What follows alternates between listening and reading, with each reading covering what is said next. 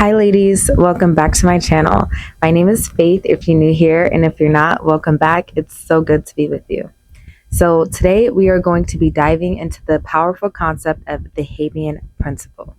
Today, we are going to discover how reinforcing positive thoughts and emotions can rewire your brain and create new neural pathways to align yourself with your desired life.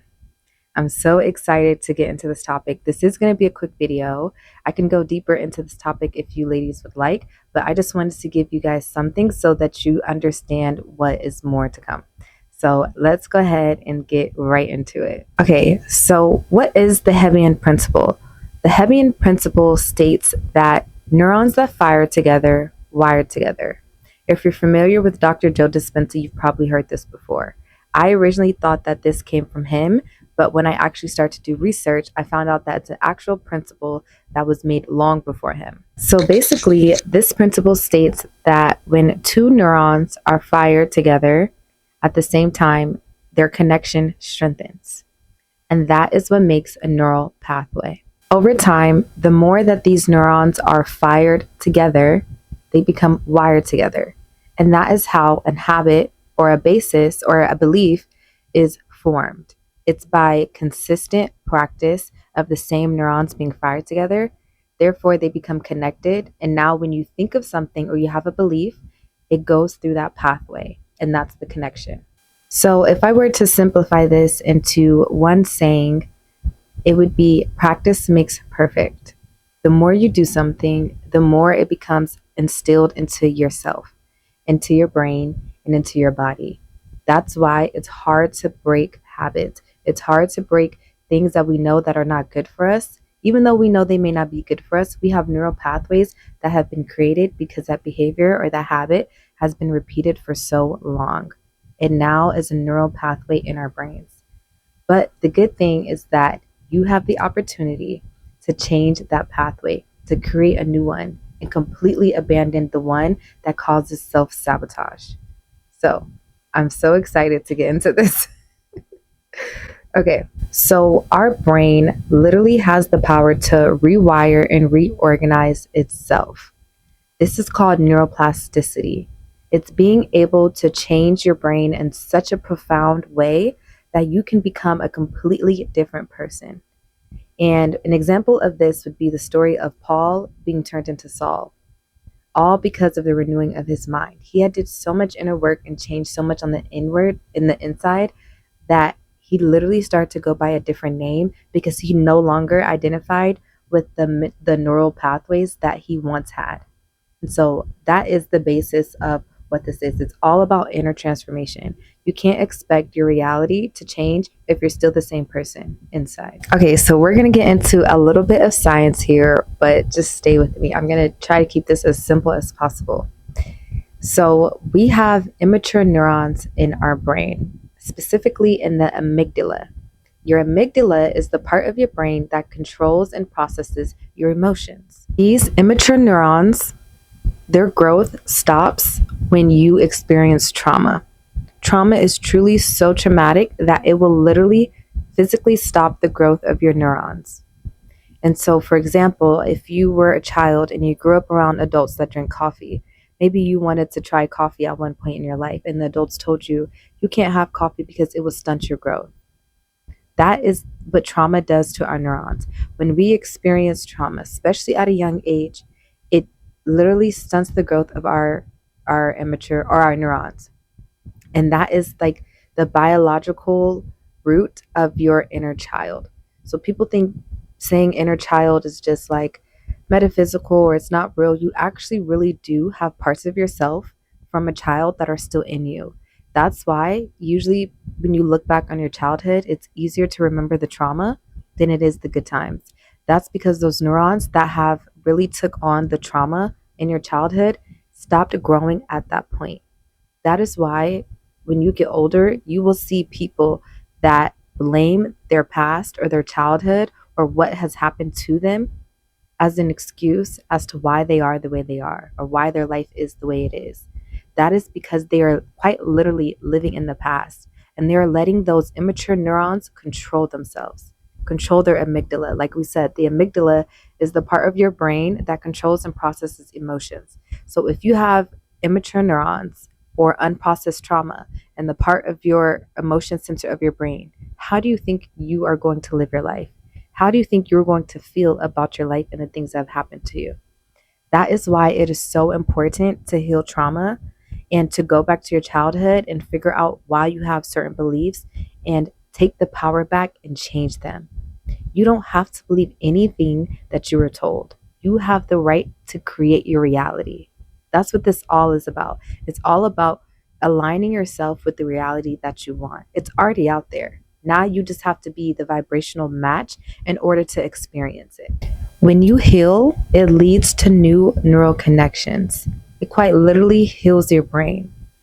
For example, I'm going to use an example so you guys understand what I am talking about when I say neurons that fire together, wire together.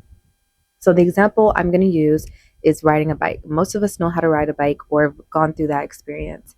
When you first learn how to ride a bike, it's awkward, it's uncomfortable. You need training wheels because you don't know how to maintain your balance. You may need a helmet and some elbow and knee pads because it's your first time doing it. And so you're not going to be good at it. But over time, the more you practice, you eventually take off those training wheels. You eventually learn how to ride with one hand and no hands. And then you get to the point where you're even able to come back months or years later without riding a bike and hopping on and immediately tapping into those skills. And you can ride a bike. Once you learn how to ride a bike, you know how to ride a bike for the rest of your life. That is an example of creating a neural pathway. So your neurons were firing together when you were learning that skill. And once you mastered that skill, once you were able to ride that bike without training wheels, then that is how you know that that mental connection, that pathway has officially been wired. And so that is why you can go months or years without doing something and then coming back to it and doing it perfectly. Another example would be skiing. I remember oh, sorry guys. Okay, sorry guys, that was my sister. I'm gonna give her a call back after this. Oh, okay, I'm gonna give her a call back after this because we will chat all day. So, what was I saying? Oh yeah, back to the skiing example. It's the same as riding a bike. Once you learn how to ski, it's difficult, it's complicated, but then you can go years without doing it, get on the ski slopes, and then your body it's like muscle memory. But that's the same for our mental capacity. When we go over certain emotions and we practice them, that becomes our default. That's why it's hard to stop negative self talk. That's why it's hard to stop being pessimistic. It's because it's become our default, it's become our muscle memory. But with our brain having the ability to rewire and reorganize itself, we have the power to change all of that. Whatever we don't like about ourselves, we can change. And that's what I love. That's what one thing I love about inner work. It really allows you to see how much power and control over your life you really do have. Okay, so as far as riding the bike and those neural pathways being connected, the same thing happens if you were told hurtful things growing up. If you were told hurtful things growing up, you may have created a neural pathway to that belief. And so you may not even notice that you picked up on things that were told to you and now have made them something as a fact in your life. Beliefs can be changed. Anything that you believe in can change today or tomorrow. People convert religions all the time because their beliefs change. That's the same thing as when it comes to how you feel about yourself, how you feel about your life or your future, how you feel about your past. If any of those are negative, you have the power to change all of them. So, one way to change a belief is to create a new neural pathway. And one way you can create a new neural pathway is to address your trauma and figure out where it came from. That is the best way to be able to break your beliefs. Okay, so for example, let's say as a child, someone told you that you weren't good at math. You being told that you're not good at math could have created beliefs around self-doubt, anxiety, or just low confidence when it comes around math. And over time, the more that you constantly keep believing these beliefs, the more they become instilled into your brain. And so you will be told that as a child and then grow up and be in your 40s, 50s, or 60s, and you will still believe that you're not good at math because you have now created a neural pathway from what this person has said to how it made you feel. And that has now become your belief about yourself. But by consciously rewiring those thought patterns, you can change that belief. You have to challenge those beliefs and reframe them. It's going to take practice, positive reinforcement, and a lot of trust, self trust. Trust in yourself that you know that you're doing the right thing because it's going to feel awkward. Like when you first learn to ride a bike, it feels so weird because you've never done it before. And that's the same as if you're used to negative self talk. When you compliment yourself or you're able to accept a compliment, it's going to feel awkward until you get used to it, until you create a neural pathway that is used to this behavior.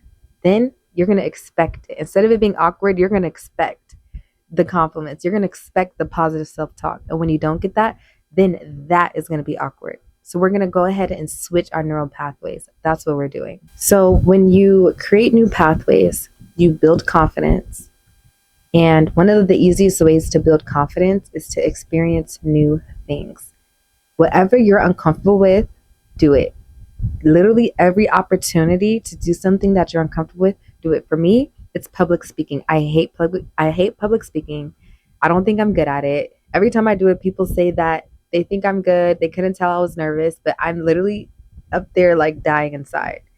But I've started to get better at it because over time, I've been taking the opportunities to do it and to get more comfortable. I want to eventually get to the point where I don't even have a second thought of getting in front of a crowd and speaking. I want it to be so natural as if I'm talking to my friend or my sister. And it's no anxiety, it's just flow. And so that's something that I'm working on myself. I'm in the process of breaking the belief that I'm not good at public speaking because I have that belief and I know where it came from and it makes total sense. So I'm breaking that belief. Okay, so let's just go ahead and get into how to actually change your beliefs and rewire those neural pathways. So the first is to choose what you want to change, and it can be a habit or a belief, either one, but choose what you want to change and discover where it came from. And so if you want to go ahead and pull out a journal, write this down, that is fine. Just pause the video and come back to this point. So the second is you're going to replace negative self-talk with affirmations. So for example, I have my notes down here because I'm still using the math example. So for example, if you were told that you were bad at math and you have that belief, one of your positive affirmations can be, I am capable of solving complex math equations. Every time a math problem is put in front of me, I solve it with ease and confidence. I can solve any problem that I come across. That can be your positive affirmation. And mind you, it's going to feel weird at first. It's going to feel awkward because it's going against your belief, right? Your brain and your body is going to fight it. You might get a little bit anxiety. You might have some butterflies saying that to yourself because you don't believe it, but you eventually can. You just have to get rid of the old belief first and replace it with the new positive one. So positive affirmations are so important because our brain listens to everything we say, especially our subconscious mind. Our subconscious mind never turns off. So that is why positive affirmations are powerful because it's listening to everything that you're saying and it's going to shape your reality off of what you tell it to. So if you tell yourself that you're good at something, then you are going to be good at that because your body wants to help you, right? Your brain wants to help you. That's why we have to be careful with what we put into it because it cannot tell the difference between something that you're just doing for the moment or something that you want permanently. So you always have to speak positive over your life and over your situation. Okay, so the third would be to break down complex problems into smaller little baby steps. So back to the math problems. Maybe you start practicing your math, right? Start with maybe a simple addition, things that you know that you are good at. I don't want you to jump straight into something that is going to be super difficult. We want to start at 0 to 100. Go back over the easiest problems: 1 plus 1, 2 plus 2, 3 plus 3. These things are going to build confidence so that you're telling your brain that, oh, I am good at math. Even if it's just simple math, you can do math, period. That's all we're doing.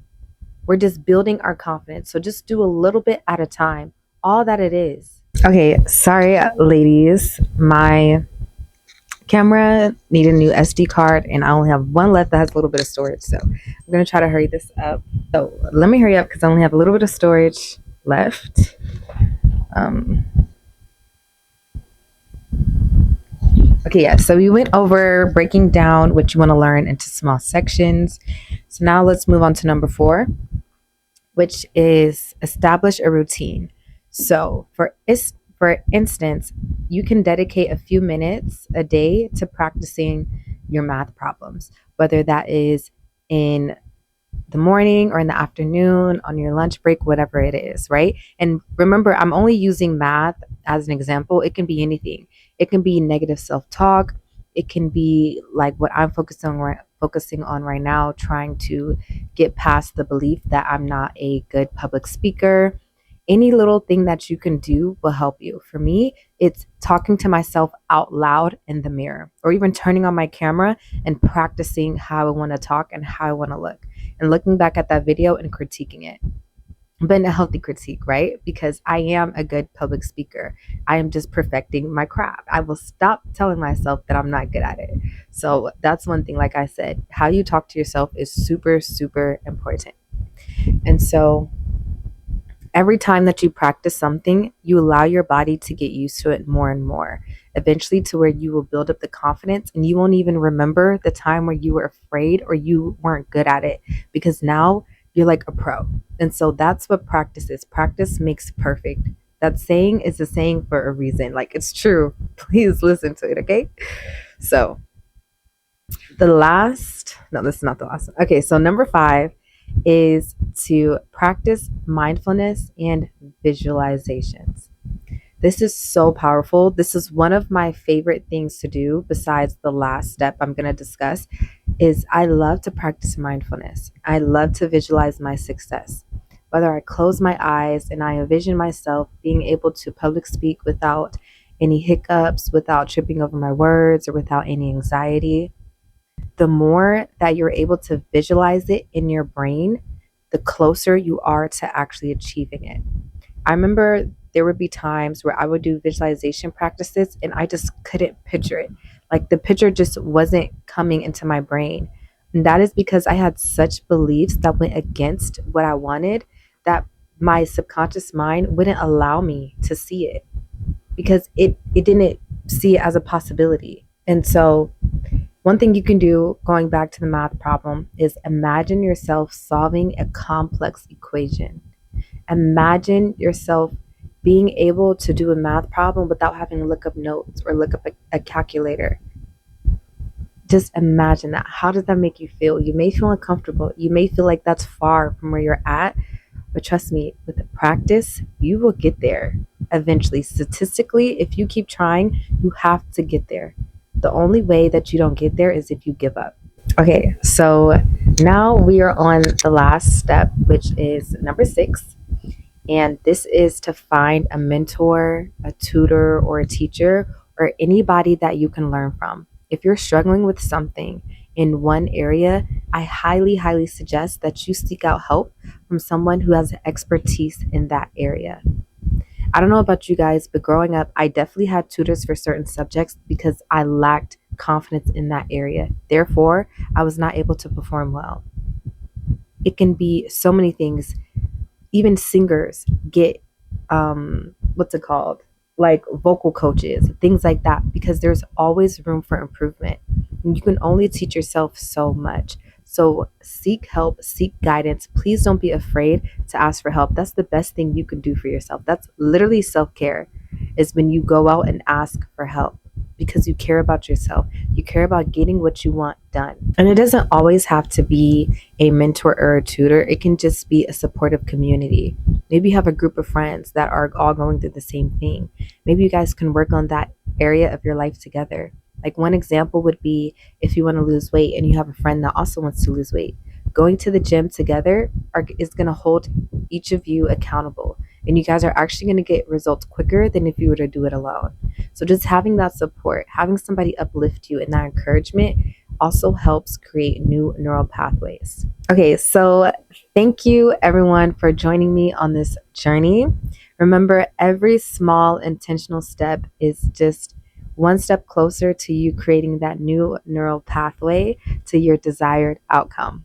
Remember, every intentional action that you take towards your dreams, towards your beliefs, that reinforces your neural pathways and aligns you closer and closer to your desired outcome. So I encourage you all to practice these steps and to watch your life transform. One last tip I would give you is to focus on one area at a time. I know a lot of us have things that we want to work on and improve, but the best way to give something is to give it your all. Remember, how you do one thing is how you do all things. So put all of your focus and all your attention on that one area. Once you transform, once you're confident in it, then you can go ahead and move on to the next. Remember, inner work is not a journey that once you're healed, that's it. You always have room for improvement. It's a lifelong journey. You can even have trauma that you experience in your 20s or 30s that you might have to heal in your 40s or 50s. So never feel like, oh, I got that done, I'm completely done, because that is the one way to easily revert back to your old self. You have to keep being consistent. So thank you all so much for joining me in this video. I hope you all learned something. I really wanted to make this a quick video, but I feel like I rambled a little bit. If you guys like this, make sure you guys like, comment, and subscribe. And feel free to share this with someone that is maybe battling something that they want to get over. And this has a little bit of the science of why it's hard to break that habit and how to create a new one. So I really hope that this was helpful, and I will see you all on the next one. Bye.